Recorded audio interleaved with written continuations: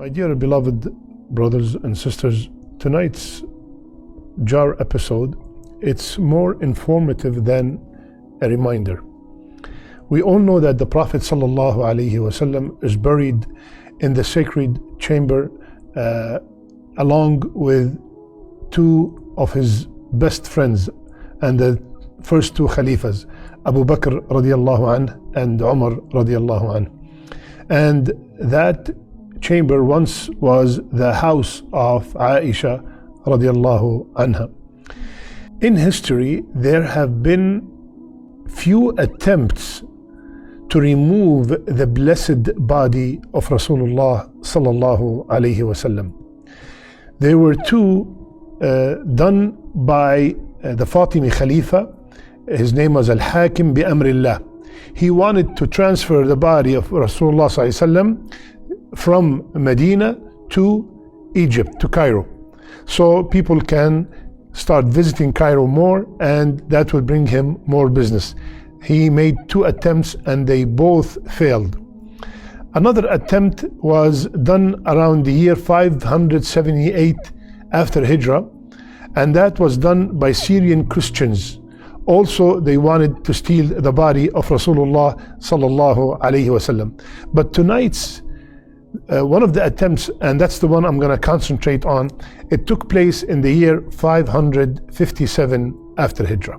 There was a very famous Muslim leader. His name was Nuruddin Zengi.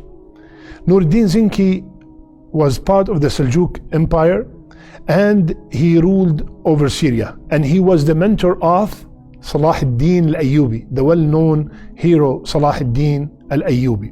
One time, Nuruddin, after praying tahajjud, he went to sleep, and in his dream he saw Rasulullah sallallahu alayhi wasallam.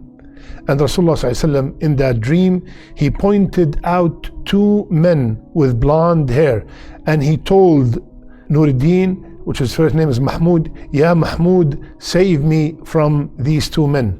So Mahmud woke up from the dream. He was, surprised. What kind of dream is this?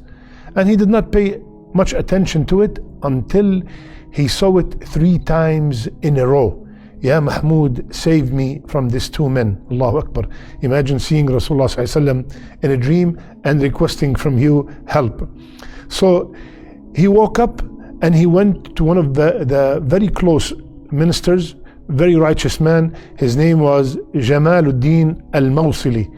Jamaluddin al-Mawsili advised him to not to tell anyone and to immediately go to Medina. So Nuruddin Zengi took some soldiers with him, and also Jamaluddin accompanied him and went to Medina. It said it took 16 days to arrive, and when he arrived there, the governor of Medina was surprised because he was not notified that he was coming. So he inquired about the trip, and Nuruddin informed him why did he make this trip in the middle of the night and without any prior notice. So the governor asked the Sultan if he can recognize the two men he saw in the dream. And the Sultan Nuruddin, he confirmed, "Yes, I can."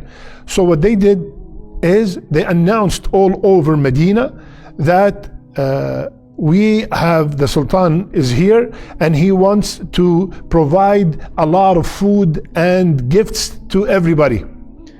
So when this news spread in Medina, everybody started coming, and the whole idea was to see and find out if these two men were among the people coming and taking the gifts.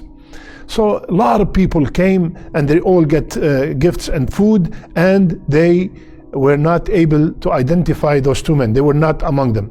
So when they finished, the Sultan asked the governor, "Are these the only people in Medina? That's it? There's nobody else?" He said, "There are two men that came from Morocco recently, and they have been praying a lot, and they have been giving a lot of money to the people. They're very kind, they're very generous."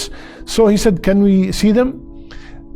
When they walked in, immediately the Sultan Nuruddin Zengi recognized that these are the same two men he saw in his dream. So after questioning them and asking them for their intention, they said, oh, we decided to stay 1 year next to the Masjid al-Nabawi, and we want to perform Hajj and spend all this time in ibadah. The Sultan, seeing them in the dream, he knew that they are not telling the truth. So he went to their tent and looked, he did not find anything. And then he saw like a kind of carpet. He took it out, and under it there was a lot of money. And after intensive search, they found that they dug a tunnel, and the tunnel is almost by the chamber. Allahu Akbar. So they admitted to their mission, and they said, we are here to steal the body of Rasulullah sallallahu alaihi wasallam. And they were Christians, Moroccans, and they want to take it back to Rome. They were sentenced and they were executed. Now, after this incident, Nuruddin Zengi ordered a trench to be dug around the sacred chamber, and the trench will be filled with molten lead in order to prevent any future attempts to steal the body of Rasulullah sallallahu alaihi wasallam. Allahu Akbar, Allahu Akbar. So my brothers and sisters, this information not too many people know about, and that's why when I found out myself, I wanted to share it with you. And there is a couple of lessons. Number one, Allah subhanahu wa ta'ala, He said in Surah Al-Ma'idah, وَاللَّهُ يَعْصِمُكَ مِنَ النَّاسِ. And Allah subhanahu wa ta'ala, Ya Muhammad sallallahu alayhi wa sallam, Allah defend you, Allah protect you from nas, from mankind. And He told us in many places in the Quran that whomsoever harm Rasulullah sallallahu alayhi wa sallam will be harmed in the dunya and in the akhirah.